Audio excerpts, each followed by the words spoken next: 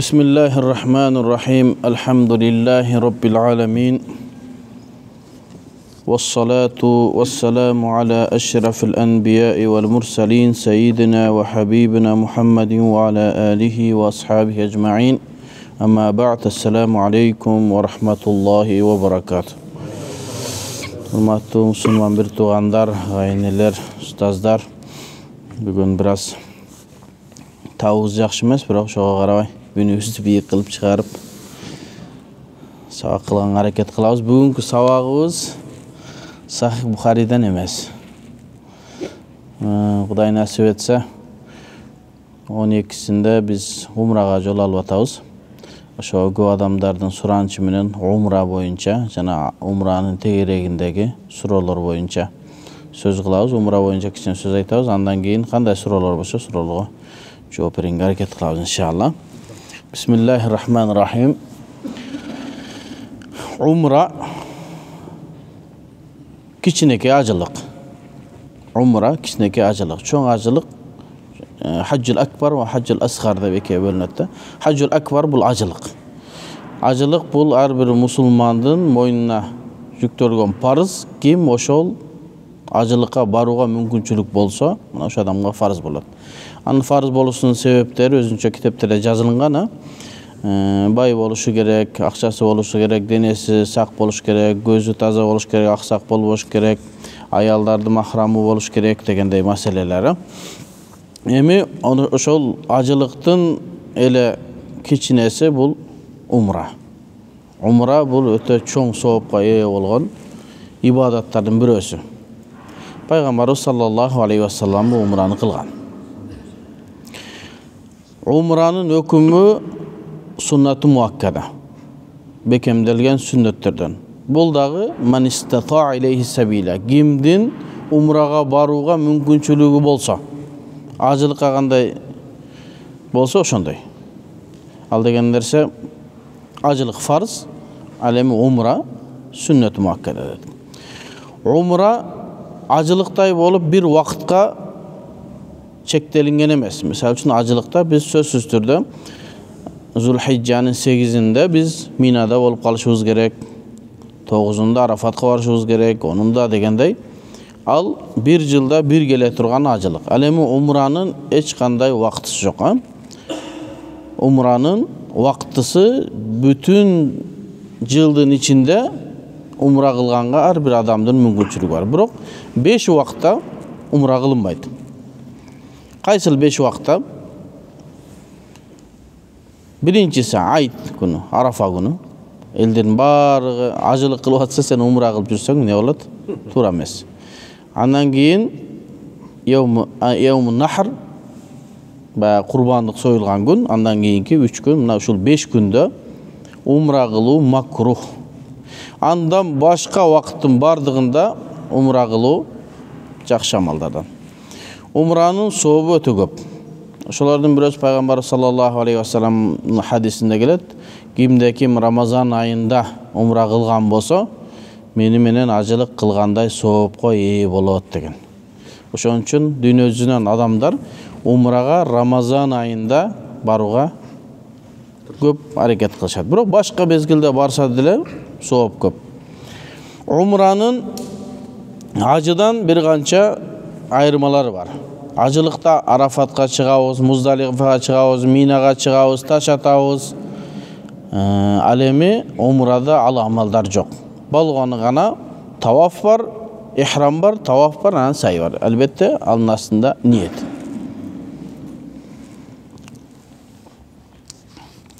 Acılıktan daha bir ayırması tavaful kudum. Tavaful kudum degen bu tavaftın bir kança türleri var. Tavafı sadır, tavafı ziyara, tavafı kudum, tavafı vada, sadırda vada, başka bir kitapta sadır dese başka bir kitapta vada değil. Tavafı kudum degen en birinci gelgen adam Kabe'ga gelgende birinci Kabe menen uçraşa turgan tavaf. Tavaful geçiresem onu ölçüp koyayım ağa. Katlar gelip tinçim halat etti.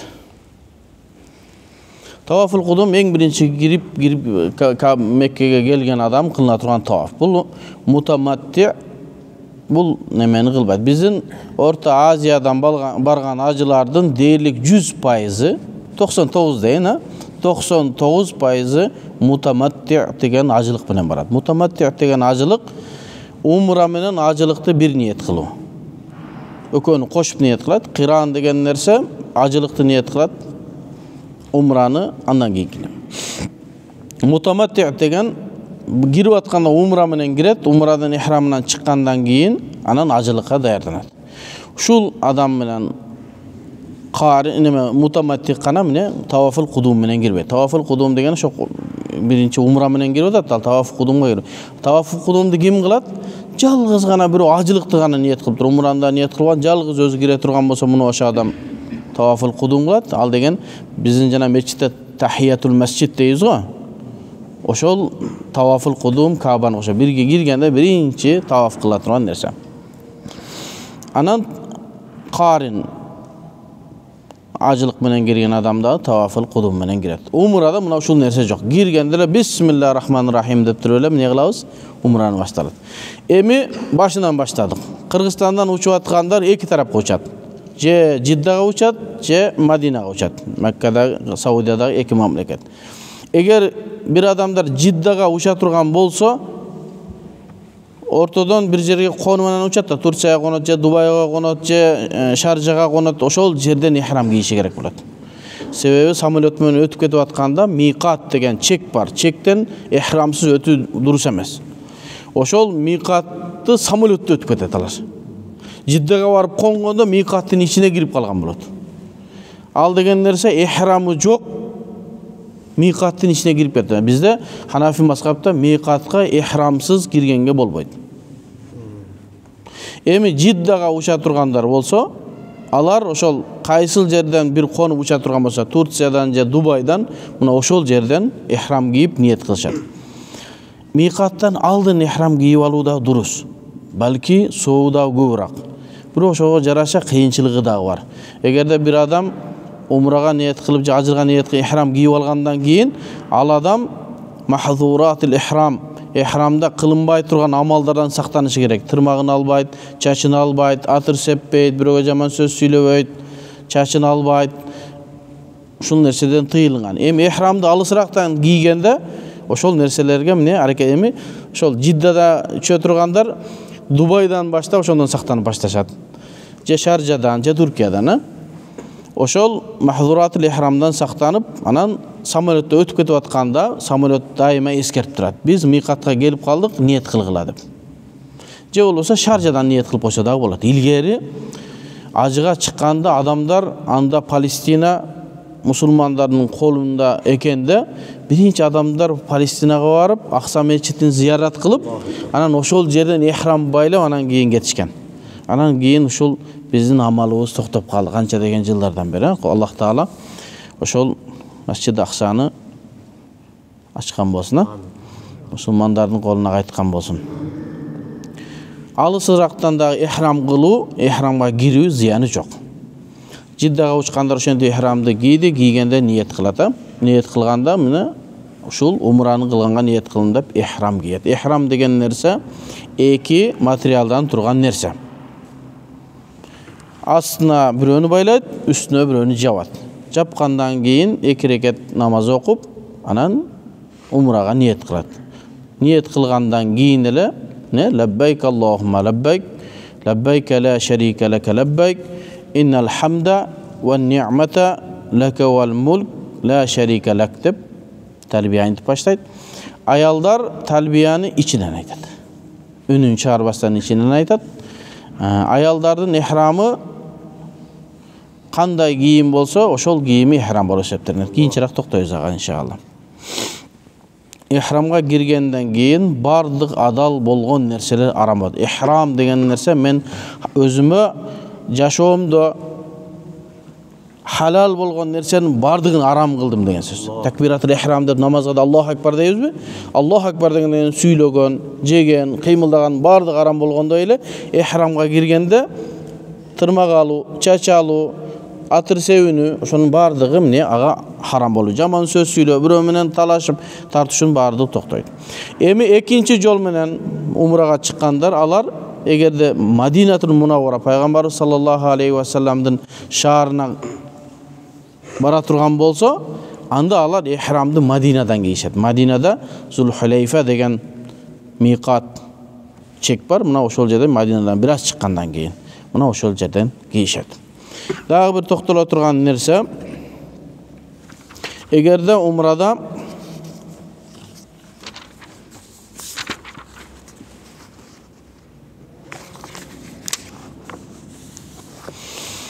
дагы умрага токтоло турган нерсе, умрага барган адам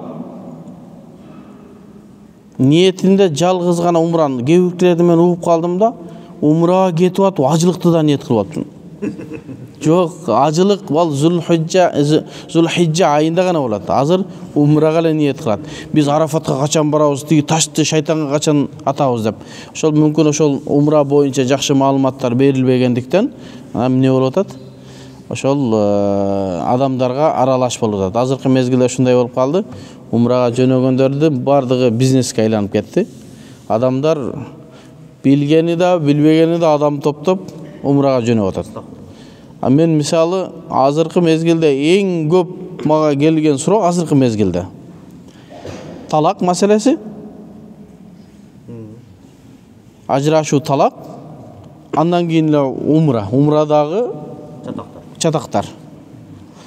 Ошо ажы башчылар, умра башчылар менен ошо кичине китептер бар, кичине окуп алса, барардан мурда даяр болуп, ошо жакшы болот. Умранын амалдары ошентип ихрамды кийгенден кийин талбияны айтып Меккеге көздөп жөнөйбүз. Андан мурда миқат жөнүндө да маселени айта кетели. Биздин Ханафи мазхабында миқаттан ихрамсыз өтүү дурус эмес. Ихрамсыз өтүп кеткен болсо, ал адамдын мойнуна бир кой союу важип болот.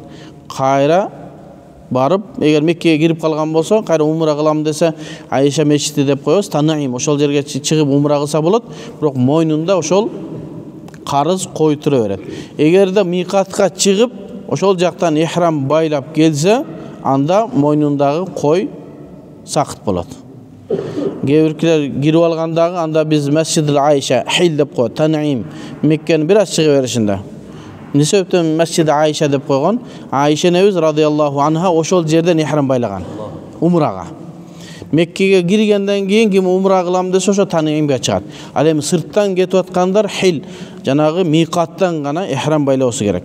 Эгер бир адам өтүп кете турган болсо, анын мойнуна эмне дедик? Бир кой союу важип болот. Ал койду кимге союп берет? Меккеликтерге союп берет. Өзү жебейт. Себеби ал штраф болгондуктан өзү жей албайт. Анан бизде да бир кичине проблема болуп атат. Ошондой штрафтарды барган умрага барган адамдарды гана союп берип коет. Жок, ал меккеликтерге союп бериш керек, меккеликтерге. Ошол жерге мал базарга барып койду сатып алсаңыз, ошол жерде меккеликтер көп садака сурап аткан, ошолорго бөлүп бериш керек. Эгерде бирөө 15 күндөн көп туруп калса Меккеде, анда ахли Макканын меккеликтерин өкүмүн өтүп калат да, гана мүмкүн ошолорго эмне кылса, жана умрачыларга, шериктерине союп берсе болот. Болбосо ошол жактагы студенттерге же болбосо ошол жактагы кайырчыларга, колунда жокторго эмне кылып берет? Союп берет. Кыргызстанга келе берген болсочу, штрафын унутуп калып, акчасын жөнөтөт ошол жака. Кыргызстанда сойсо жарабайт, өтпөйт. Аны ахли Макка, меккеликтер гана жеши керек болот. Мисалы үчүн биздин студенттерибиз кыргыздар бар, көбүнчөсү ошо кыргыздарга берип коет. Аны кыргыздар өзүлөрү меккеликтер да алар. Өзүлөрү союп жешет, мекендештер. Ошентип миқаттан ихрамсыз өтүүгө болбойт. Эми пайгамбар саллаллаху алейхи ва саллам миқаттардын бардыгын өлчөп койгон. Зулхулейфа, Яламлам, башка ар жактан, Ирактан келгендердин миқаты, ар бир жактан, мамлекеттен келгендердин бардыгынын миқаттарын белгилеп койгон. Ошол жерге мечиттер салынган, атайын ихрамдар сатылат, ихрам кие турган орундар бар. Ал жерлерде белгилүү болуп калган. Биз кыргызстандыктар дайыма Зулхулейфадан ihram байлайбыз. Ал Мадинадан чыгып беришиндеги Абар Али деп коет. Мурда Али радиллаху анху шеде кудук болгон дейт. Ошол Абар Али азыркы эмне Зул Хулейфа деген жерден ихрам байланат. Ихрам байланганда бир дагы тигилүү кийим калбашы керек. Ич кийим, носки, байпак, дагы эмне баш кийим, майка эч нерсе калбастан, балки өлүмгө даяр жана кепинди кийген адамдай болуп ихрам байлашы керек болот. Ошентип микаттан кирдик, ихрам барап лаббайк Аллахума лаббайканы айтып киребиз. Лаббайк Аллахума лаббайкты көп айткан сүннөт болот. Пайгамбар саллаллаху алейхи вассалам токтогондо, көтөрүлгөндө, түшкөндө дайыма лаббайканы эмне кайталап айтып турган.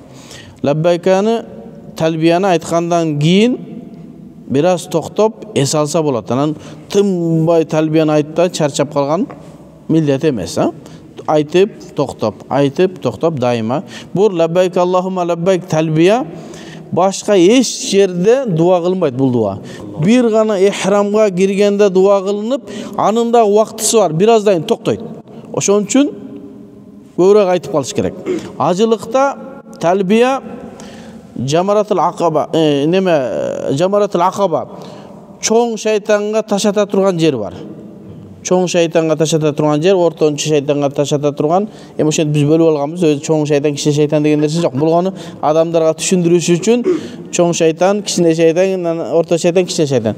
Ошол чоң шайтанга бисмилла Аллаху акбар деп ташты ыргытканда талбия токтойт ажылыкта.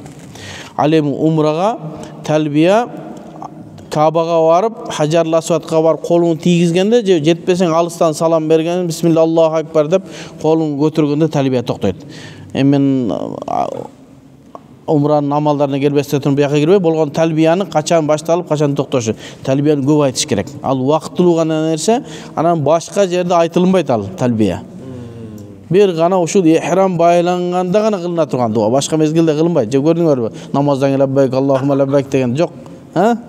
Ошол ихрамга киргенде гана айтыла турган дуа. Ихрамга киргенден кийин ошентип лаббайканы айтып анан Меккеге кел. Меккеге киргенден кийин эң жакшысы Бабус Салам. Кабанын харам мечитинин тегерегинде көптөгөн эшиктер бар. Ар кандай аталган. Азыр эми жаңы Малик Фахд, Малик Абдул-Азиз деген эшиктер бар, бирок Бабус Салам деген киргенде ушул оң жактан королдун резиденциясынын жанынан кире турган Бабус Салам деген эшик бар. Мына ошол жерден кирген сүннөт Бабус Саламдан. Бирок алымдарыбыз айтат, Бабус Саламдан азыр кирүү кыйын болуп калды. Себеби Бабус Саламдан кирген адам жана Сафа Марвага чуркаган жерден басып өтөт. Миң деген адамдар айдан өтсө, нар жактан Сафа Марвага чуркап келеткандар кагышат. Илгери ошондой дурус болгон. Азыр эмне Бабул Умра деп ошол кайсы эшик ачык болсо ошол эшиктен кире берген дурус болот, Анан кийин китептерде шу Бабус Салам деген эшиктен кириш керек экен деп аяка барсаңыз кыйналып каласыз, адамдар көп. Нары Бабус Саламдан киргенден кийин Кабага өтө турган жол да кыйын. Анан ошого кайсы эшиктен болсо ошо Бабул Умрадан. Мулла Али Кари деген биздин чоң алымыбыз бар. Ошол алым айтат, азыр ошол Мулла Али Каринин заманында Бабус Саламдан эмес, балки Бабул Умрадан кирип калышкан. Ваннасу алейхил амал. Адамдар ушуга амал кылып баштады. Бабус Саламга кирбей калышты, себеби зыян болуп калды дейт. Киргенден кийин жаңы умрага барып аткан, же болбосо Меккеге, Кабага жаңы барган адам башын ылдый кылып, Кабаны карабастан барыш керек. Зикир кылып, Аллахка дуа кылып барып Кабага жеткенде ажы башын айтып коюш керек. Ошол менин Кабага жакын калганда бизге эскертет. Умра башчыларчы. Кабага жакын калып башыңарды көтөргүлөр. Башын көтөрүп, Кабаны биринчи көргөндө кылынган дуа кабыл болот дейт. Кабаны биринчи көргөндө кылынган дуа кабыл болот дейт. Ошол жерде өзүңдүн максатыңды, өзүңдүн тилегиңди мына ошол Кабаны биринчи көргөндө дуа кылып калыш керек. Анан алымдар машалла эч нерсени калтырган эмес. Кайсы дуа жакшы дейт? Кайсы дуа жакшы? Кеуке Раббана атина фид дуния дуасын айтат. Ал дагы эмне? Бул дүйнө акыреттеги бардыгына камтып алат. Бардык дуаны Раббана атина фид дуnya хасана ва фил ахирати хасана ва кина азабан нар. Бул дүйнө акыреттин баарын өзүнө камтып алат. Шуну неме десеңиз, бул дүйнөдөн бардык жакшылыкка жетишесиң, акыретте дагы Аллах Тааланын ыраазычылыгына жетесиң. Жакшы дуа. Бирок кээ бир алымдар андага айтып, бирок да бир дуа бар дейт. Кандай дуа десе, Аллахым азыркы мезгилде мен дуамды кандай кабыл кылсаң, башка жерлерде де дуамды шундай кабыл кыл деп. Ошентип дуа кылсаң, дуаңыз кабыл болуп калса, Кыргызстанда туруп дуа кылсаңыз, Кабада көргөндө дуа кылгандай дуаңыз кабыл болот, Эң жакшы дуа эмне? Аллахым менин дуамды азыр кандай кабыл кылган болсоң, башка жерлерде да ошондой дуамды кабыл кыл десем, иншалла бул дагы жакшы дуа болот. Кирип анан башын көтөрүп, ошо жерде талбияны айтып барып, мында киргенден кийин оң жака бурулуп барып, Хажарул Асвад, кара таш, Кабанын бурчунда кара таш бар. Ошо кара ташка жакындап баргандан кийин ошол жерге чейин талбия айтырып барат. Лаббайк Алла. Кара ташка барып, бисмилла Аллаху акбар деп колду көтөрүлгөндөн кийин эмне? Талбия токтойт. Андан кийин башка зикирлер башталат. Тавафты баштаганда иттиба рамыл деген эки амал бар. Ал деген нерсе биринчиси ноу оң колдун колтугунан өткөрүп сол желкени жабылат. Ноу оң кол ачык болот. Каба сол тарабыңызда болот. Неме ихрамды могул жерден өткөрүп бул жака ташталат. Могул жак жабык болот, могул жак ачык болот. Анан рамыл деген бар. Бул бир сүннөт. Экинчиси рамыл 7 таваф кылабыз го. 7 тавафтын 3-өсүндө палван жүгүрүш дейт. Шуну Чубак айткан, Чубак ажыдан кийин Алла ярхамуху. Ошону биз айтып баштадык. Палван жүгүрүш кандай экен? Мындай кылып өзүн көргөзүп мынтип басат. Чуркагандан бир аз төмөнүрөөк, жай баскандан бир аз катуураак. Эгерде ошого мүмкүнчүлүк болсо, адамдар көп болсо, анда ордунда мындай кылып, бош жерлер менен айланып, ошентип, 3 айланууну рамыл кылынат. Рамылдын эрежеси кайсыл бир таваф анын аркасынан сай, Сафа, Марва бар боло турган болсо, ошол жерден рамыл кылынат. Эреже. Эгерде тавафтан кийин аркасында Сафа, Марвада чуркай турган амал жок болсо, анда рамыл кылынбайт. Ошондой эреже бар. Рамыл эмне себептен мындай кылганса, пайгамбар саллаллаху алейхи ва саллям умрага келгенде душмандар Мекке курайштер эмне деген, булар алсызданып калды, биз Меккени сыйкырладык, булар алсыз болду, чарчады дегенде пайгамбарыбыз ошо өзүн көргөзүп, биз жакшы элебиз, формада элебиз деп ошентип айланган. Ошондон кийин бизге эмне сүннөт болгон. Рамыл 3 жолу айланганга чейин гана рамыл кылынат. Андан кийин жөн басылат. Алами иттиба жанагы колтуктан астынан өткөн бул таваф бүткүчөңдү кылып турат. Качан таваф бүткөндөн кийин 2 рекет намаз окуганыбызда ошондо гана токтойт. Ошентип 7 жолу айланабыз. 3 жолу айландык. Ошол жерде дуаларды кырабыз. Анан Рукнул Ямани, анан Рукму Хажарул Асвад деген 2 жер бар. Кара таш бар го, кара таш турган жер, анын буягы Рукнул Ямани. Ошол Ямен ошол тарапта, Йемен. Ушунун экөөнүн ортосунда Раббана атина фид дуnya хасана ва фил ахирати хасана ва кина азабан нар деген дуаны көп кылабыз да, калган мезгилде бардык дуалар кылына берет. Кээ Кур'ан окуса жакшы болот деген афдал зикр Кур'ан, кээ салават айтат, кандай болсо дагы дуа кылына берет. Ал жерде кылынган дуалар кабыл болот. Тавафта кылынган дуа кабыл болот. Тавафта дуа кайтарылбайт. Таваф шундай жер, ал жерде периштелер, аулиялар, алымдар таваф кылып жүрөт. Ал жер берекелүү жер. Сен билбейсиң ошода кандай деген адамдар, жада калса периштелер адам сүрөтүн ошол жерде эмне таваф кылат деген алымдар дагы бар. Анан ошол Раббана атина фид дуnya дуасын Йемени бурчтан баштап Хажарул Асвадча айтылып калгандарына кылат. Анан хатыйм деген нерсе бар. Мында такага окшогон нерсе. Ошол таканы айланып өтөбүз. Таканын ичинде жол бар. Ачык болсо жүгүрүп өтүп кетсеңиз, неме тавафыңыз, бир тавафыңыз не болуп калат? Өтпөй калат, накыс болуп калат. Себеби ал жер Кабанын ичине кирет. Меккеде ошо пайгамбар саллаллаху алейхи ва салламга пайгамбар келлекте Кабаны суу алып кеткенде Курейштер таза акча топтоп, таза акча дегенде кандай? Сойкулуктан, сүткорлуктан эмес, таза акчадан түшкөн өзүлөр топтошуп, ошол мезгилдери арамадалды билген алар. Кафырларчы.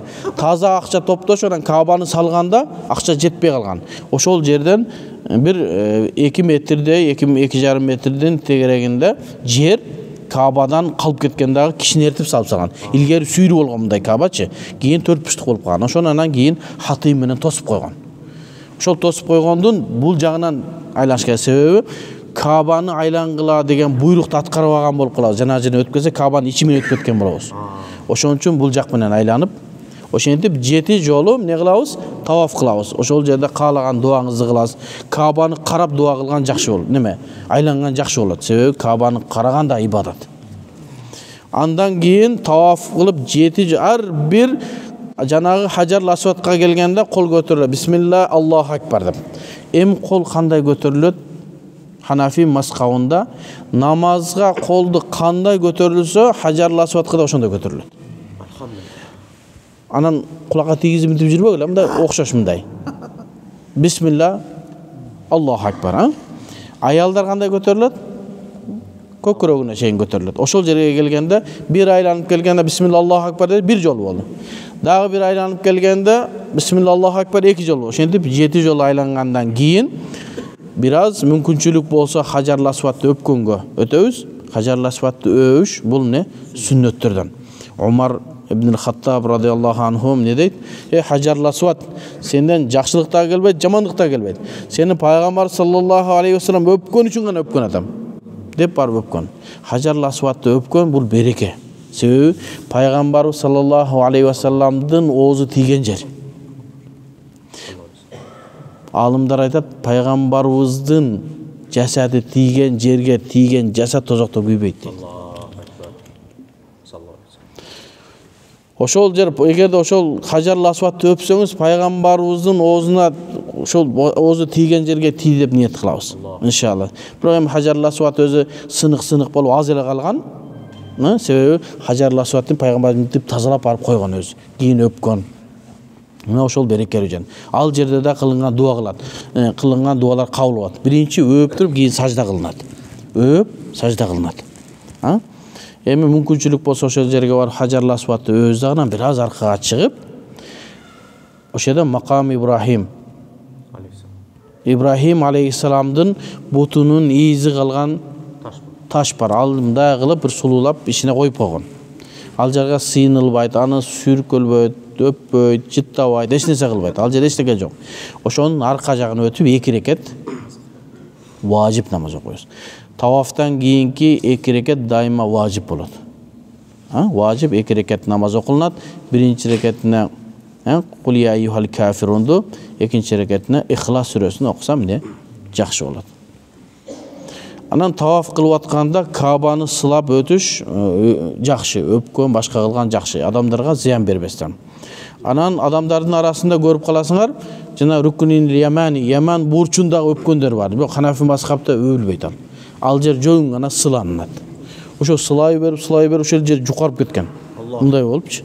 Ал жер сыланып колуң менен гана сылап неме кыласың? Өпкөн биздин шариятыбыздан эмес. Кандай?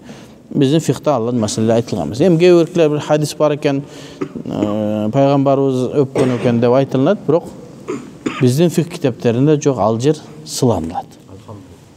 Ошентип тавафты бүтүрдүк. Тавафты бүтүргөндөн кийин Исмаил алейхиссаламдын Макам Ибрахимден өтүп аркасына 2 рекет намаз окуйбуз. Эгер ал жерде солдаттар тургузбаса, аркага жылып, мечиттин кайсыл жеринде окуса дурус. Андан кийин замзам ичебиз. Замзамды тойгучаңды ичебиз. Замзам Кабага каралып туруп ичилет. Биздин Ханафи мазхабында 2 суу гана туруп ичилет. Калгандарын баардыгы отуруп ичкен мустахаб болот. Бир суу замзам суусу. Замзам суусун туруп Кабага карап бөлүп ичилет. Анан курсак тойгучаңды көп ичет. Анан дуа кабыл болот. Şu zamzam içip atkanda da kılınan dualar kabul olur. Zamzam berekeli. Zamzam el-ma'u lima şuribe lah. Ma'un lima şuribe lah. Emneni içken bolsoň mına oşol nersege bolat deydi. Bala niyet kılsan Kuday talan bala beret, rızkı niyet kılsan rızkı beret. Orumdan şifa desen şifa, ömrün uzun bolsun desen ömrün uzun bolat. İmam İbn Hajar al-Asqalani rahmetullahi aleyhi Şafii mazhabında çoğun alim var. Oşol kişi Zamzamды içip atıp men İmam Zahabi'ge jeteyin dep dua kılıp içken eken. İmam Zahabi degen dagı Jarh ve Ta'dil iliminde çoğun alımlardan. Uşun darajasına jeteyin dep içken eken, keyin özü eskeret. Men jettim belki İmam Zahabi'den açtım dep. Sebebi azırkı mezgilde Jarh ve Ta'dil iliminde hakikati İbn Hajar al-Asqalani Zahabi'den ötü belki azırkı mezgilde Jarh ve Ta'dil iliminde kimden ilim alabız? İbn Hajar al-Asqalani'den. Ошондой дуалар кабыл боло турган жер. Атайын бул боюнча китептер жазган биздин устазыбыз Шейх Саид Багдаш, Атайын Маъу Замзам деп китеп жазган. Ошол жерде баардык маалыматтар бар. Замзамды ичебиз даган кийин Сафа Марвага чыгабыз. Сафа Марва деген илгери эки тоо болгон. Ас-Сафа вал Марва деген. Азыркы мезгилде Сафада бир аз гана тоо калды, Марвада жок кой эсе. Бир аз гана учу калды. Илгери чоң тоо болгон.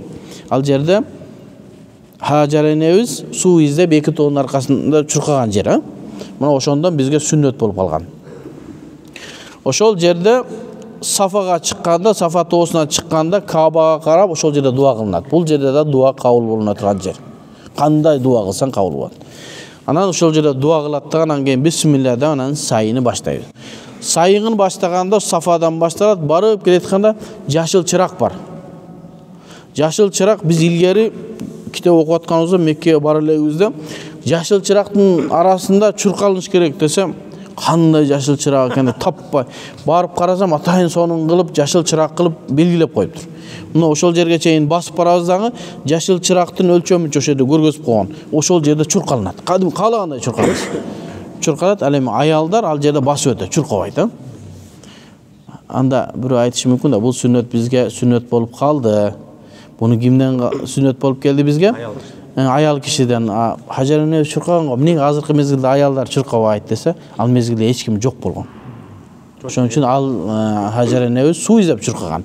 Biz al şonu сүрөтүн кылабыз, анан биз азыр неме адамдар көп. Ал жерде аялдар чуркаса biraz эмне жакшы эмес. Түркияда аялдардын чуркаганын көрдүм, кээ биркилер чуркайт экен. Бирок ошо чуркабаган жакшы, аялдарга астара жабык болгону жакшы.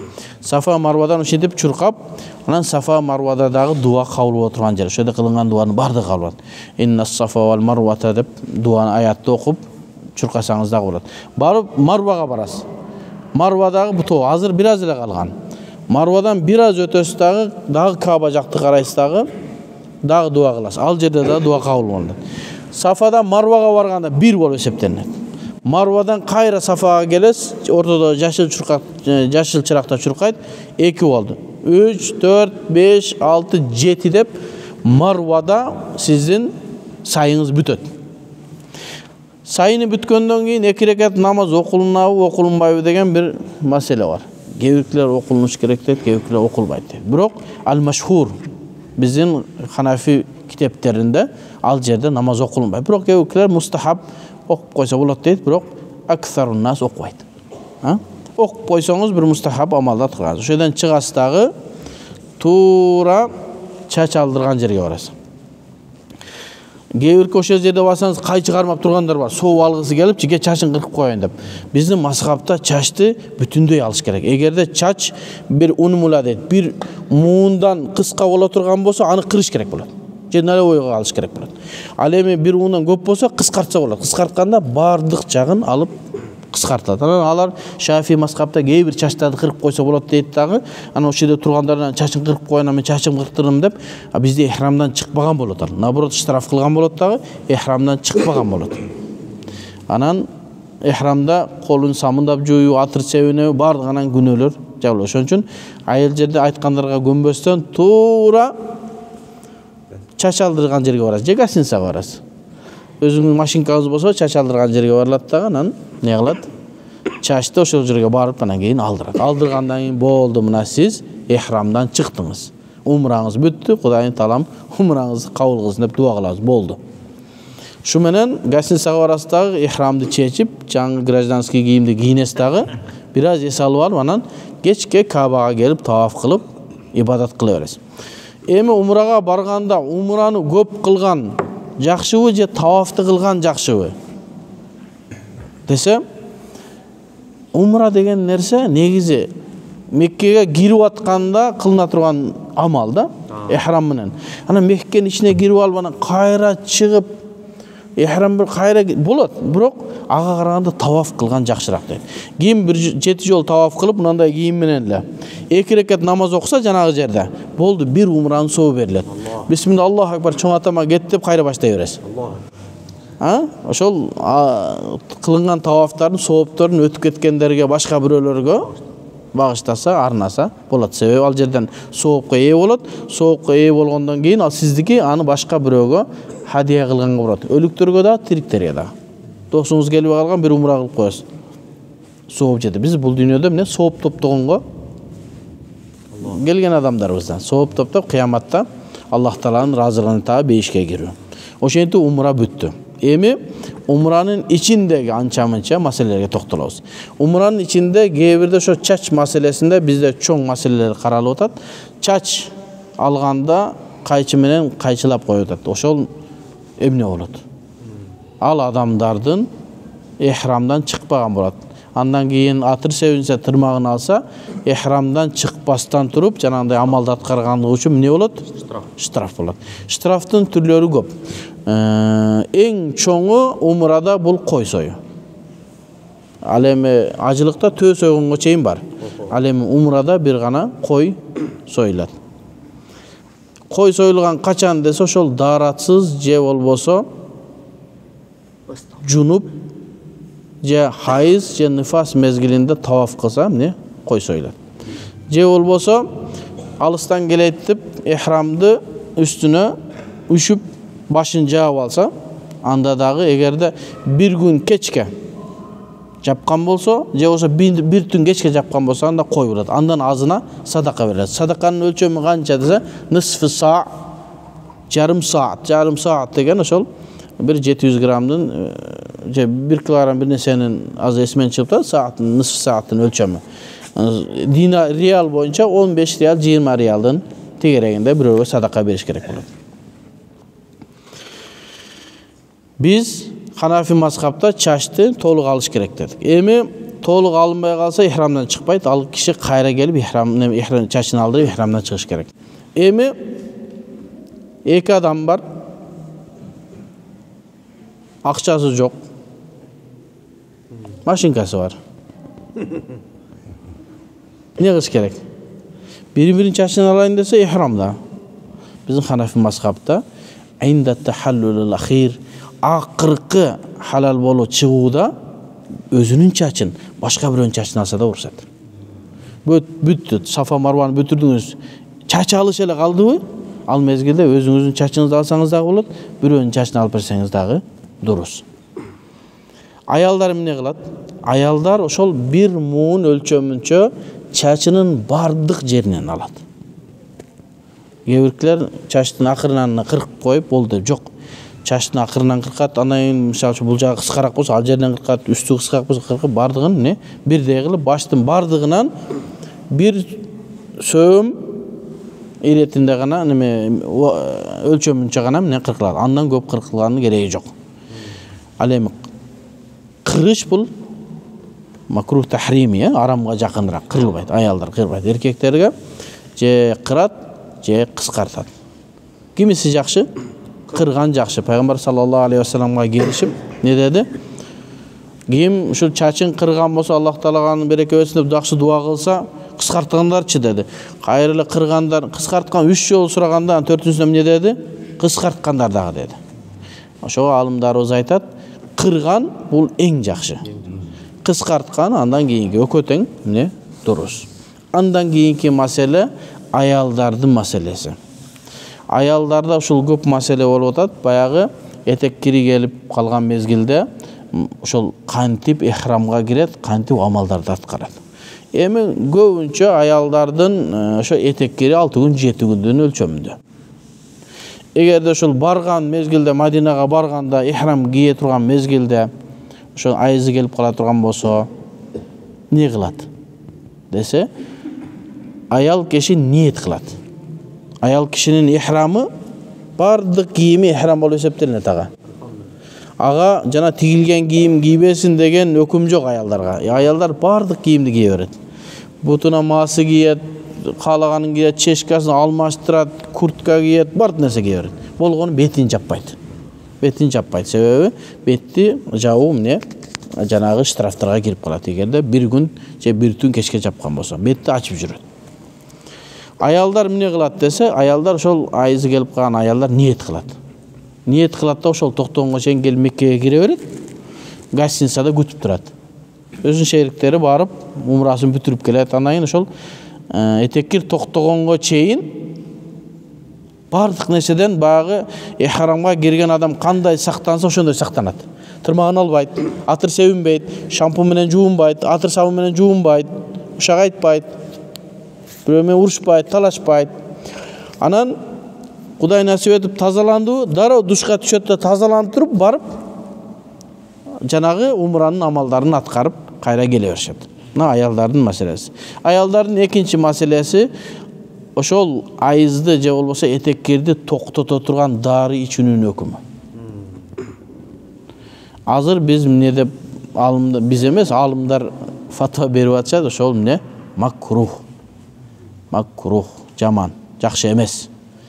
Ошол ичип, анан токтотуп туруп, анан кийин неме кылам? Аллах Таала буйруган нерсени токтотсо, адамдын ден соолугуна өтө чоң зыян келет экен. Мен эки аялдын көрдүм да, ошол ажылыкка барган мезгилде, ошентип ажы башчысынан сураса, дары ичсеңер болот деген экен. Аптекага азыр бар, Меккеге барса, Саудияда ошо дары, аптекаларда ошо дарыны сатат. Ичкен экен, токтобой калыптыр кайра. Ошон менен мен 10 күн больницада жүрдүм да, бая аял болбой калды да. Акыры бир нерсе кылып, бир больницага барсак билбей, экинчи больницага алып барсак, бир уколдор сайып анан акырын токтотту да. Ал гормонду, ал дары этеккирди токтотпойт экен ал. Ал эмне кылат экен? Гормонду бузат экен. Гормонду бузулганда анан кан келбей калат экен да. Кээде туура эмес бузулуп калса тынбай кан келе турган болот. Ошон үчүн аялдарга сунуш кылабыз, дары ичпеши керек. Сабыр кылып Кудай Таалам пешенесине, аялдардын пешенесине жазган нерсе экен, ошого дагы сооп алат. Ол эмес, пайгамбарыбыздын аялына дагы ушундай акыбал болгон, а? Айша энебиз ыйлап отурганда пайгамбар сураган, "Эмне ануфисти? Эмне болду? Айызың келип калды" дегенде ооба деген. Анда сен ниет кылып кире бер дагы, эчтеке кылбагын. Ажылыкта бардык эми Сафа, неме Арафа, Муздалифалар бардык амалдарды кылып келип, тавафта күтүп тазалангандан кийин анан эмне кылат? Таваф кылган. Аялдар дагы ошо бир аз сабыр кылып турат.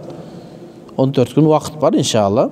Эгер келип калса 7 күн эмне зикир чалсын, салават айтсын, зикир чалганга, салават айтканга айыздар эмне тыйылбайт. Зикир чалып, салават айтса дурус боло берет. Дуа кылсын. Меккеде дуа кабыл боло турган жер.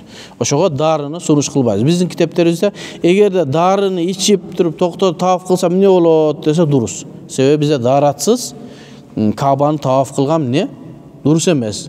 Бизде Каабаны таваф кылууда дарат важип. Башка мазхабтарда рукун. Ал деген нерсе шарт, рукун. Эгерде даратсыз таваф кылган болсо, анын тавафы жарабайт. Бизде жарай берет, балки штраф болот ага, же төс оёт, же башка кылат. Эгерде умрада хайыз бойдон таваф кылып койгон болсо, тавафы жарайт, бирок койсо штраф турат. Тооба кылат анан. Себеби Каабаны даратсыз айлануу дурус эмес. Мечитке ошол хайыздар кирүүсү дурус эмес. Ошого аялдар эмне кылат? Дары ичпегени жакшы. Бирок ичсе, таваф кылса дуруспу? Дурус. Эч кандай ага штраф болбойт. Андан кийин эхрам боюнча дагы бир суроолор, көп суралган нерсе. Эхрам кийилгенде тигилбеген нерсе болуш керек деген талап бар. Анан суроолор көп келет. Жанагы Кытай бизге тигип берген ак сонун эхрамдар бар да, бардыгы токулуп тигилген. Бул кандай болуп калат? Бул да дурус эмеспи? Пакистан, Индиядан келген кээ адамдар ошону албастан ак сурп алып тагынып келишет экен. Ак сурп деле токулганда. Пайгамбарыбыз мезгилинде эхрам деле токулганда. Ал жана тигилген кийим кийбеш керек деген сөз адамдын денесине пычылып тигилген кийим кийбеш керек. Бычылган. Ошо кээ бир ихрамды көрүп атабыз. Могул жагын неме кылып, мынерди кол кылып, мынягындагы кнопкаларды кылып, кийимге окшоштурган. Бул дурус эмес ол. Жакшы эмес. Бычылганга окшоп калып атат. Илгеркилердин кийимдерине почти окшоп калып атат. Ошон үчүн эмне? Андай кылбаган жакшы. Мисалы бирөө ихрам таппады. Шымды моюнга илип, футболканы астына байлап алса ихрам. Аллаху акбар. Жарайт. Себеби шым үстү жака кийиле турган болуп тигилген эмес да. Ошого дурус. Ошого дурус болот, а? Баш кийим кийбеш керек, себеби башка атайын жасалынган. Экинчи дагы көп берилген суроолордон Жиддага ойногону бар батчак. Кабага барып умрага баргандан кийин Жиддада эмне бар сизге? Жидда деген нерсе ошол 100 километр Меккеден алыста деңиздин жээгиндеги портовый шаар. Ал жерде Кыргызстандан кичине айырмасы бар. Ошого аяка барбаган жакшы. Эми кээбирлер барып алат экен. Баргандан кийин кайра келетканда биз ихрам байлап келишибиз керекпи Кабага, Меккеге кайра кандай деген суроо бар. Жидда микаттын ичинде. Жиддага баргандан кийин ал жактан ихрам байлап келүү милдеттүү эмес. Эми аны ушинтип жооп берип бүтүрсөк, дагы бир суроо келип атат. Деңизге жанагындай пароходко чыгып деңизге чыгышат экен. Анан баягы микат деңизди кесип өткөн да мында. Жидда могул жерде болсо деңизди микат митип кесип өткөн. Мындай сүрөттөрдө стрелкасы бар. Эми ошо стрелкадан өтүп кетсе, анда эмне болот? Ихрам кийиш керек болот. Анан менден сурашты, ошентип чыгып атышат. Мен анан карап көрдүм, карталардан карап көрсөк, ал деңиздеги өткөн сызык ал өтө эле алыс экен, 1 километр, 2 километр. Ал эми пароходко чыгып аткандар ашпаса 100 метр, 200 метрге гана барат экен. Ошого иншалла аларга деле ихрам кийиш милдеттүү эмес, бирок нараарак кетип калса, анда эмне болот? Ихрам кийиш керек болот, микаттан чыгып кетсе. Бул экинчи маселе.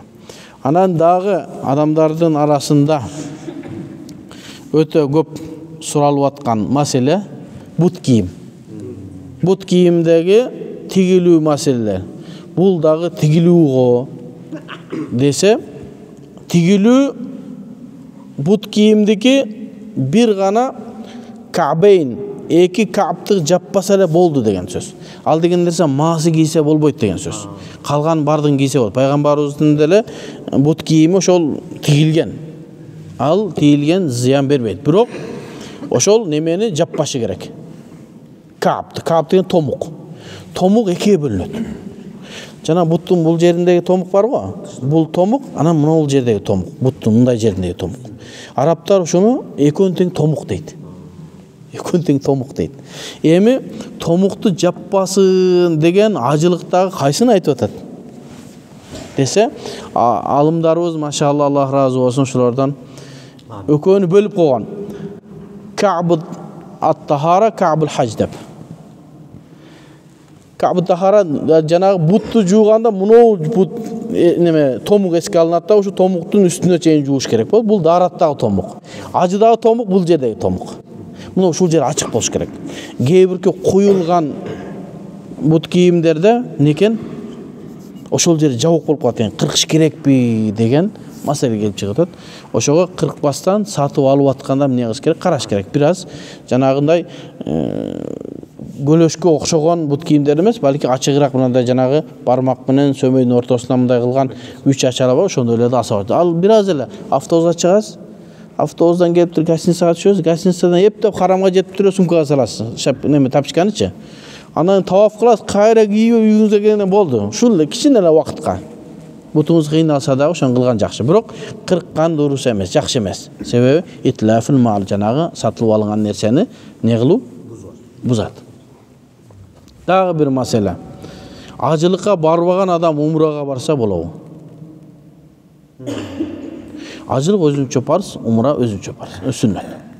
Ажылыкка барбаган адам дагы умрага барса болот. Барып бисире көрүп, Кабаны көрүп, ибадатын кылып, анан ошо зияраттар болот, Сафа, Марва, андан кийин Муздалифа, Мина, Арафаттарга, зияраттарга барып көрүп, ажылыкта ушул жерде турабыз деп көрүп келген жакшы. Анан бирөө акчамы сактап мен ажылыкка барам десе, нурун алан нур. Бирок умрага ажы кылбастан туруп умрага барса болбойт деген сөз жок. Барып умрасын кылса дурус эле. Дагы бир көп суралынган маселелерден умрага барганда şu аялдар менен жакындык кылып коюу көп неме болот. Ихрам мезгилинде. Жанагы Мадинадан ихрамды байлап келип бир аз эс алышып гостиницага киргенде сразу Салам алейкум. Ихрамды тавафтан мурда жакындык кылып койсо ихрам бузулат. Ал кайра миқатка чыгып, кайрадан кийип келиши керек тооба кылып. Кичине чыдап туруп, тавафты бүтүрүп, чачты алдыргандан кийин анан эс ала берсе болот. Ошол дагы эң көп суралынган нерсе. Ажылыкта оорураак. Эгер ажылыкта ошондой иш кылса, эгерде укуфул арафага чейин турган болсо, анда эмдиги жылы келип иш кылыш керек болот. Кой соет штрафына. Арафаттан кийин кыла турган болсо, төө соет, ал дагы кийинки жылы келет. Ошон үчүн ушул нерселерден бир аз этият болуш керек. Биздин бир немебиз айтат, астагфирулла. Ажылыкта ошол жамаратта ошол элдин көзүнчө Пакистандык бир немелер экен, шуртилер тартса да болбойт экен. Ошондой нерселерден сактаныш керек. Атайын акча неме кылып баргандан кийин, анан ушул нерселерден сактаныш керек. Мен билишимче болду окшойт. Дагы суроолор бол. Эми ошол Сафа Марвада илгери чуркай берсе болот дегенбиз да. Китептерде эмне Сафа Марва Каабанын ичине кирбейт, мечитке кирбейт, ал тоо болгон. Ошон үчүн пайгамбарыбыз дагы Сафа Марвада дааратсыз жүрсө боло берет экен. Азыр мечиттин ичине кирип кеткен ал. Мечит болуп калган азыр. Ошон үчүн ошондон сактанган жакшы. Ошо сактанган жакшы. Анан кийин чуркатып, ажылыкта чуркатып койсот, азыр умрада кантип чуркатат? Умрада биринчи таваф кылыш керек. Азыр мына суроолорго жооп берип коелу, анан кийин берсеңиз кагаздарды берип койсоңуз, жазып койсоңуз болот. Эми мындан кийинки суроолорго жооп берсек, бизде да 23 мүнөт гана убактыбыз калыптыр.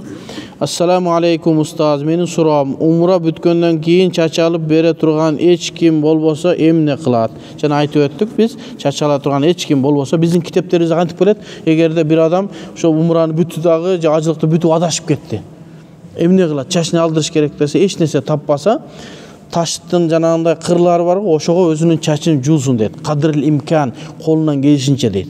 Эгерде чачы узун болсо, чачын баягы тиштеп, жулуп ихрамдан чыкса болот. Аларга баягы чачтын бар жогун алыш милдеттүү эмес. Кадрил имкан дейт. Колунан келишинче ошо чачты жулдуруп ихрамдан чыкса болот. Себеби эмне?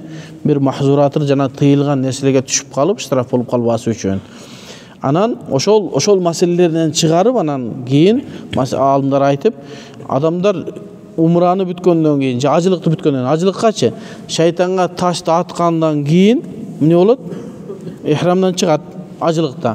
Өзүнүн чачын алса да болот, башка бирөөнүн чачын алса да болот, эч кандай штраф болбойт. Ал эми умрада Сафа Марвадан бүткөндөн кийин эмне кылынат? Чачын алат, өзүнүн чачын алса да болот, бирөөнүн чачын алып барса болот. Ихрамга киргенде тигилген кийим кийбеш керек дегенди кандай түшүнөбүз? Эми жана айтып өттүк, ихрамга киргенден кийин тигилген кийим кийбеш керек деген маселе ошол денеге атайын бычылып кийилген кийим кийбеши керек. Себеби ал ихрам бизди кыяматты элестетет. Мына мен я Аллахум лаббайк, Аллахума лаббайк, биз сенин буйругуңа даярбыз деп, ошол махшарды, кыяматты элестеткен, ошого тигилген кийим дегенде ошол денеге пычылып тигилген кийим болбошу керек.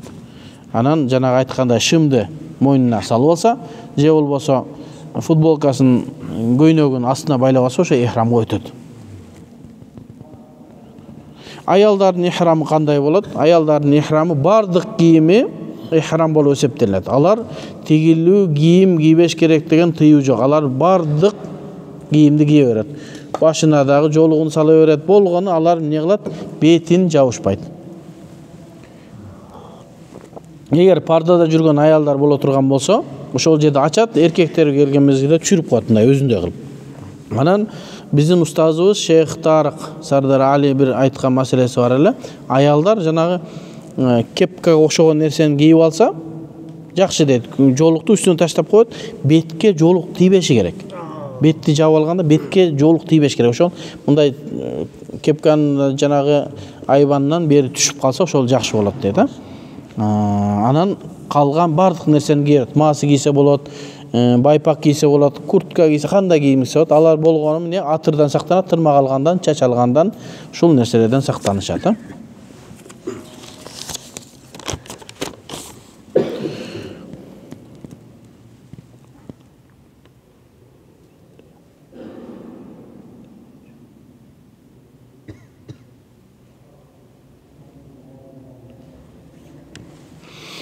Устаз Куранда дуа аяттарындагы ни деп келген, жанагы валидайя, мен ата-энеми деген жана мен деп жекелик менен келген дуалар бар да. Раббирхамхума кама раббаяни сагира. Ата-энеге дуа кылып атканда мени кичинекей мезгилимде. Ошону көпчүлүк менен дуа кылып атканда көпчүлүк сыйгасына алмаштырып дуа кылсак, аяттарды бузган болбойбузбу дейт. Аллахумма игфирли дебей, Аллахумма игфир лана десе мисалы, мени кечир дебей, бизди кечир деп кылса, кандай болот дуа десе, бул дуаны аятты окуп атам дебей, мен дуа кылып атам деген мааниде, ошентип көпчүлүк менен айта турган болсо, мына Аллахтын аяты дебей, мен дуа кылып атам, дуанын маанисин мен неме кылып атам деп дуа кылган болсо, иншалла, ал Куранды бузган болуп эсептелинбейт. Ал дуа кылып аткан эсеп болот. Ошон үчүн жаназа намазында Фатиха сүрөсүн дуа иретинде окуса дурус дейт. Фатиханы аятта окусаңыз болбойт. Дуа иретинде окуса болот. Ошого бул жерде да ошол мени деп жекелик менен келгенди көпчүлүк кылып дуага кылса болот иншалла. Дараттын парыздарын эле алган адам имамчылыкка өтсө болобу дейт. Дараттын 4 фарзы бар. 4 фарызды аткарган адам гана аткарып туруп, сүннөттөрүн аткарбай, мисалы, сүннөттөр менен оозго, мурунга суу алуу, баштын бардыгына мас тартуу, кулакка мас тартуу, ушундай сүннөттөр бар да. Ошол сүннөттөрдү аткарбастан фарздын өзүн эле аткарган болсо, имамчылыкка өтсө болобу десе болот. Болгону сүннөттү таштаган адам болот. Сүннөттү таштаган адам болот, соогу азыраак болот. Бирок имамчылыкка жарайбы? Жарайт. Аллах Таала ушинтип намаз окугула деп ошо фарздарын айтты да. Фарздарын аткарсак, мына бул толук аткарган болуп эсептелет. Болгону сүннөттүн соогунан курук калат. Жума күнү имам хутба окуганда колуна таяк сөзсүз кармаш керекпи? Ушул сурооңузга жооп бербесем макул дейсизби? Же жооп берейинби? Ушул сурооңузга жооп бербегеним жакшы эле. Себеби биздин китептерде таяк карманууну макрух дейт. Аллаху акбар. Анан бирок бизде бардыгы эмне таяк карманат. Ошого буга жооп бербей турайын, атайын бир макала жазып, Ханафи жолуна чыгарабыз.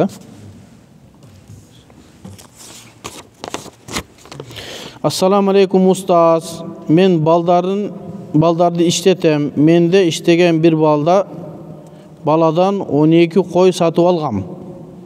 Көрбөй туруп эле. Жайында жазда алам деп. Бирок ал бала койлорду сатып жибергем деп атат.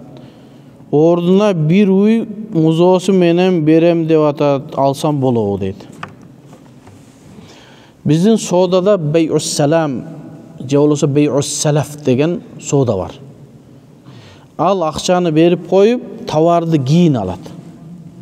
Бул шариятыбызда Ханафи мазхабта кыяс, анан истихсан деген эки маселе бар. Эми аны жалпак тил менен айта турган болсок, эреже бар, анан эрежеден бөлүнүп чыккан нерсе бар.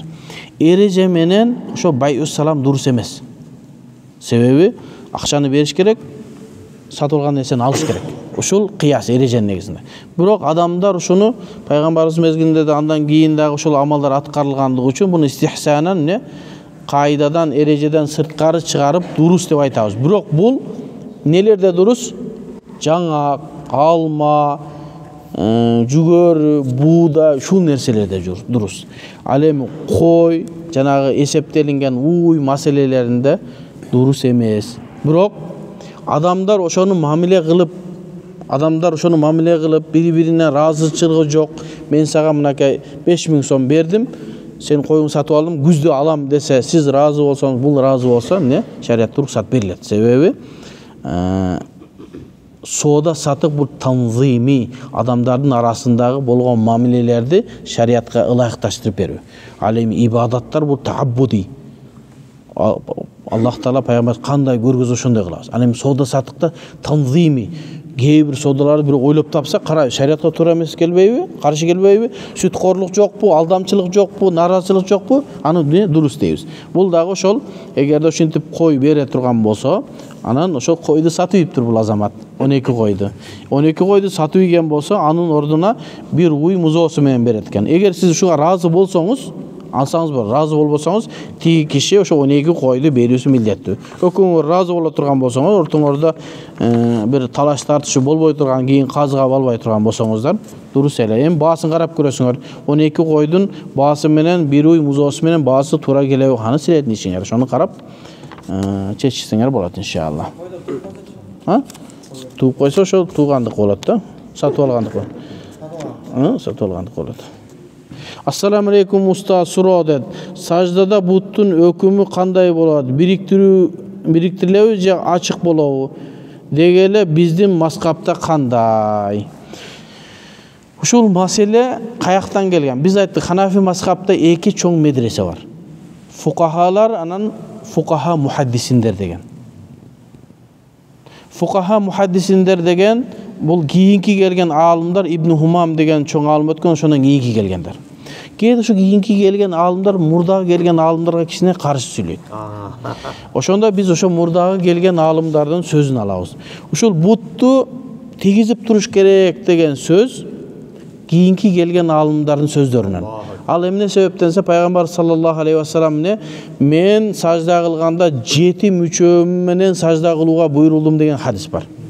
Ошону булар милдеттүү түрдө дейт дагы 1 2 3 4 5 6 7. Түшүндүңүзбү? 5-эне 1, 2 кол 2, 3 тизе 4 5, 2 буттун агы 6 7. Биздин мурдагы усулга таянган чоң аалымдарыбыз эмне дейт? Бул сүннөт дейт. Саждага барганда буттарды бириктирүү эме көтөрүү эмне зыяны тийбейт. Эми талаш тартыштан чыгыш үчүн буттарыңызды жакындатып койсоңуз эмне бардыгына амал кылган болосуз. Бирок бутуңуз алыстап кетсе, бутуңуз көтөрүлүп кетсе, намазыңыз иншалла бузулбайт. Алла разы болсун. 12 мүнөт калды.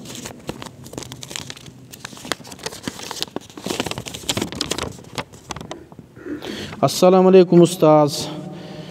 Мен апам менен аялымды умра сапарына алып барайын деп атам. Аялымдын 3 айлык боюнда бар. Бирок мен үйдүн улуусу болгондуктан карызга үй сатып алгам. Пайызы жок. Үйдүн 15%, 115%-ын акчасын бергем, 85%-ы калган. Үйдүн ээси менен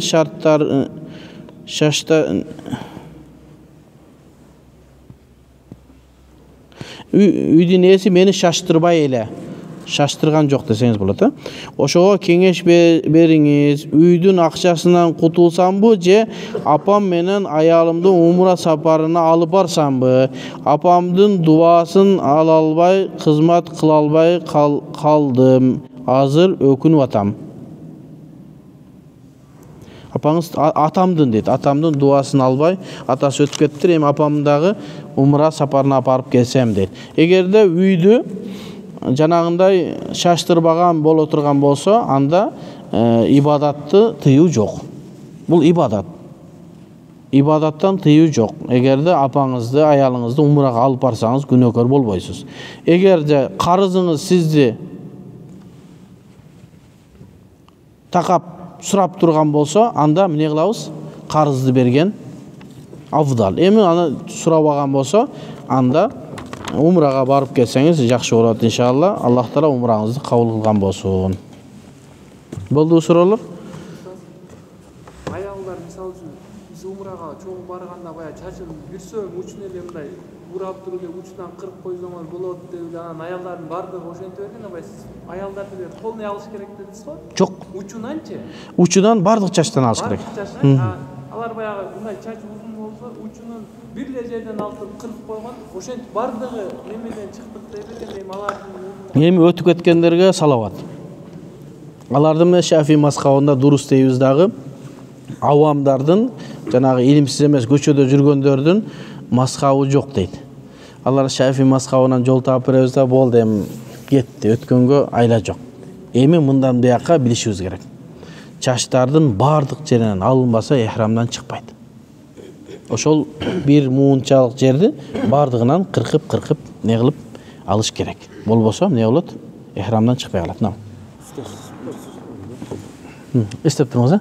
Жана Абул Хаджар Асқалани бир илимди айттыңыз, ошол илим эмнени үйрөтөт ал? Эмне болгон илим? Ибн Хаджар.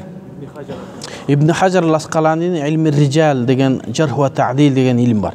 Жана хадистерди окуп калсаңыз, ан Ахмад, ан Изайдин, ан фулан, ан Набис, ан Аби Хурайрата, анан пайгамбарыбыздан деген ортодогу адамдар бар го. Ошо адамдардын өмүр баянын изилдөө. Ошо адамдардын кээ-биркилеринин сөзү кабыл алынат, кээ-биркилеринин сөзү кабыл алынбайт. Жана хадис алсыз даиф экен дегенди угуп каласызбы? Ошо адамдардын бирөөсү алсыз болуп калса, хадисте сөзү кабыл алынбай калса, ал хадис жарабай калат. Эми бул илим ошол чынжырчаны изилдейт. Кимдин хадиси бизге сахих болуп келди, амал кылганга дурус болуп, кимдики туура эмес. Ошо ар бир адамдын өмүр баянын каякта жашаган даражасын үйрөнө турган илим. Эң оор илимдерден азыр биз Сахих Бухариде ошол менен кетип атабыз. Ар бир адамдын өмүр баянын окуп, даражасын айтып кетип атабыз. Ошондой илим. Эми ал илимди бардык адам окуу милдет эмес. Бир адам окуса калгандарына жетиштүү болот. Захаби эртерээк келген ал. İmam Zahabi murdarak kelgen alım. İmam Zahabi rahmetullahi aleyhin Mizanil i'tidal деген китеп барган атайын алсыз адамдардын аттарын топтоп койгон. Ошон бир сыйра окуп чыксаңыз бардыгын билесиз. Анын хадис риваят кылса, анын хадис кабыл алынбайт. Siyar A'lamun Nubala деген китеби бар. Ал жалаң алымдардын өмүр баяндарын жазган. Al Mughni fi Du'afa деген китеби бар. Дагы Ал-Улу деген китеби бар, көп китептери бар. Насихату Захабия деген китеби бар. Ибн Теймия устазына эмне кылган? Насихат айтып жазган, ошондой чоң алим Имам Захаби. 8 мүнөт. Канча аз важип болду?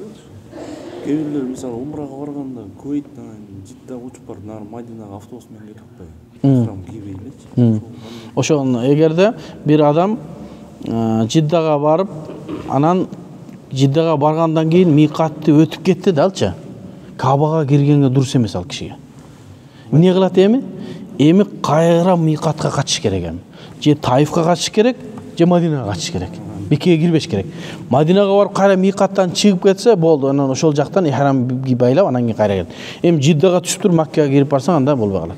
Анан айттык го, ошентип бирөө Жиддага түштү да Мекке ихрамы жок кирип алды.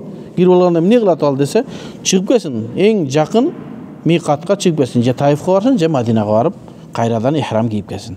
Фарздар канча фарз ала канча важип болот? Мен умрада рукун болот, Ихрам, таваф, саи булар эмне? Рукун. Саи эмес. Ихрам, ниет, анан таваф не? Рукун. Чачалган важип. Чачалуу важип. Ошон үчүн чачал албай калсам эмне болот? Кой союп атпайбы, штраф болуп атат. Важип болот. 14 күн, 15 күн, ар кандай ким менен кандай кеңешсе. Ал бир айга жакын болот, бирок барып эле Зулхижжа айынын 8-ден баштап 11-12-сине чейин эле, 12. Ал күнү эми барып даярданып турушат, жанагы дүйнөнүн бардык жагынан адамдар самолет менен келет, анан аэропорттогу месттер алыш үчүн биз ошогон кембагалдар эртерээк барып түшүп алат, анан бай мамлекеттер ажылыкка жакын келет. Бизге силе токтоп турууга деп эртерээк берет, ошо 1 ай 15 күн 20 күн эртерээк барабыз биз. Ошондой.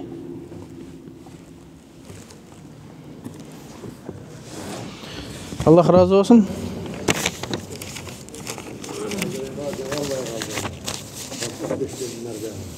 Азыр быйыл да кайта каралат деген неме болуп атат. Азыр мүмкүн иншалла дагы каралып калышы мүмкүн. 65тен жогору дагы эмне кылышы мүмкүн. Каралышы мүмкүн.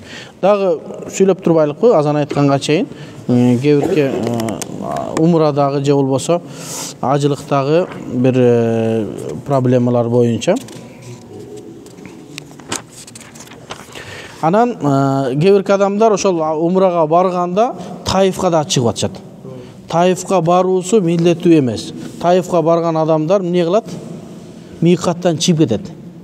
Микаттан чыгып кетет дагы ал адамдар эмне сөзсүз түрдө ихрам менен кайра кириши керек болот. Жидда бул микаттан чыкпайт. Себеби Таиф жактан келген ихрам неме микат бир аз жакыныраак. Ошон үчүн эң жакын микат бул Таифтагы микат болуп эсептелинет. Дагы умрадагы бир маселелерден аялдар махрамы жок барса болобу? Ушул маселе аябай күчөп атат. Биздин китептерибизде аялдар махрамы жок барганга дурус эмес. Бирок мен үмүт кылам бир немени даярдап атам, бир мүмкүн алдымдар кеңешине көтөрүлөбү. Ушул ажылык жана умрага махрамды уруксат берүү боюнча. Себеби азыр мезгилде ажылыкта жана умрада мурдагы мезгилдегидей коркунуч жок болуп калды.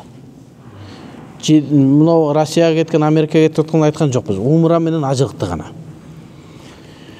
Илгери эмне кылган? Илгери бир жака 3 түнгө сапар кыла турган болсо, сөзсүз түрдө аялдын махрамы болсун деген. Ал эмне себептен? Ошол аялга бир адамдар бир жаман нерсе кылбасын, намысына тийбесин деген. Эми ошол маселени шариятыбыз эң төмөн чегин кабыл алган. Ал деген нерсе, сиз махрамысызбы? Сиз караам болгонго, сактаганга эмес, караам болосуз. Мисалы сиз эшек менен ажылыкка жөнөдүңүз илгери. Аялыңызды алдыңыз, же болбосо бирөө аялын алды, күйөөсөкө жөнөдү. Махрамы барбы? Бар. Бирок бир жерге барганда чөлдөн сизге 15 каракчы келди кылычтар менен. Күйөөсү сактай алабы? Сактай албайт. Бирок шариятыбыз эң төмөн ушул караам болуп берсин деген нерсе. Азыркы мезгилде ошол нерсе жок болду. Азыр аялдарга каракчылык кыла турган жер жок болду. Шариятыбызда бир эреже бар. Ал-хукму ядуру ма'иллатихи деген. Өкүм өзүнүн себебинин тегерегинде айланат. Эгерде себеби жок болсо, өкүм да жоголот. Мисалы, пайгамбарыбыздын мезгилинде адамдардын бардыгы бут кийим менен намаз окушкан. Жада калса пайгамбарыбыз эмне деген? Соллу бин-ни'ал. Бут кийимдер менен намаз окугула. Насрани, яхудилерге каршы дейт. Азыркы мезгилде эч ким бут кийим менен намаз окуйт го. Пайгамбарыбыздын хадиси бар го. Эмнеге? Кийинки мезгилде мечиттер мындай сонун болуп, жай намаздар салынгандан кийин баягы себеп жок болду. Мурда топурак болгондо. Эми биз бут кийимибизди чечип кирип окуп атабыз. Эми бирөө келип айтпашы керек да, пайгамбарыбыз буйруган экен бизди. Азыр бут кийимибиз менен жай намаздын үстүнө окуш керек дебейбиз. Баягы өкүм кетти. Россияда жана башка жерде белый ночь деген бар, Шам намазы бүтүп туруп багымдат болот. Куптандын убактысы кирбейт. Шамды бүтүп, шам киргенден кайра күн чыгат. Шамдан кийин куптандын убактысы келиш керек да. Алымдар эмне дейт? Ошол күнү куптан мойнуңуздан түштү. Себеби жок. Себеби эмне десе? Духулул вакт, вакыттын кирүүсү, куптандын убактысынын кирүүсү. Убактысы жок болгондон кийин куптан дагы жок. Ошол күнү 4 рекет намаз, 4 пар неме вакыт намаз окуйсуз. Определенный күндөр болобу? Бир 15 күн болот экен. Ага ошол бир чоң аалым өткөн Имам Маржани деген. Ошонун Назиратул Хак деген китебинде ушинди баяндат, аалымдардын баары ушинти. Караңыз, себеби табылбады, ошол күнү куптан жок деген сөз. Азыркы мезгилде аялдарды зордуктап ошентип кеткен каракчы жок. Аэропортуңуз, үйүңүзгө автомат менен киришиңиз мүмкүн, аэропортко кире албайсыз. үйүңүздөн дагы тынч деген сөз. Самолетка чыктыңыз, самолетка канча жерден текшерип чыгасыз. Меккеге барып түштүңүз, Меккеде бардыгы ибадатка жүргөн адамдар. Чогуу гостиницага барат, чогуу ибадатка барат, чогуу келет. Жалгыз эч ким кетпейт. Ошолорду эске алып, азыркы мезгилде ошол ажылык умрага махрамы жок уруксат берилсе мүмкүн жакшы болот. Азыр мисалы үчүн ошол мурдагы аялдарды зордуктап кетти деген нерсе, кетүү же коркунучтар жокко эсе болду. Башка өлкөдө барбы ошондой? Эми ошону биз Мекке Мединаны гана айтып атабыз да. Ошо уруксат. Себеби мага бир аял кайрылды да, бир 3-4 ай болуп калды. Менин балам жок дейт. Турмушка чыкпаптыр. Күйөөсү жок экен. Акчам бар дейт. Эми азыр өзү бир 40-50 тегереңде экен. Турмушка чыгуу ниетим да жок, турмушка чыкпайм дейт. Мага ажы фарыздык болгон, эмне кылышым керек мен дейт. Махрамыңыз жок, барбай коюңуз десең, болот. Тиги мен барайын дейт. Мен умрага да баргым келет, башкага да баргым келет дейт. Анан бизде Расмул Муфти деген бир илим бар. Каваид Расмул Муфти. Качан фатвалар берилет, кантип бересиң, кимге кантип бересиң деген илим бар. Ошол жерде Рафул Харадж, Дарура, Тейсир деген эрежелер бар. Рафул Харадж деген бир адамдардан үстүнө бир кыйынчылыкты көтөрүшүң керек, уруксат бересиң. Дарура зарылчылык үчүн бир нерсеге фатва бересиң. Чочкон этин жегенге уруксат берилет. Мисалы үчүн ачка калган адам, чөлдө, башка эч нерсе жок. Чаңкаган арак ичсе болот чөлдө. Зарурат үчүн уруксат берилет. Анан тейсир жеңилдетиш үчүн дагы. Ошол эрежелерди кабыл алынып, ошол анан бир алымдар кеңеши бир чечсе, мүмкүн кабыл кылат, мүмкүн кабыл кылбайт. Ошол нерселер чечилсе, эмне жакшы болот. Ибадатка, аялдарга эмне болбойт эле? Тыюу болбойт эле, жакшы болот. Ал дагы бизде болбойт. Кийинкилер эле чыгарып, Ханафи мазхабта болбойт.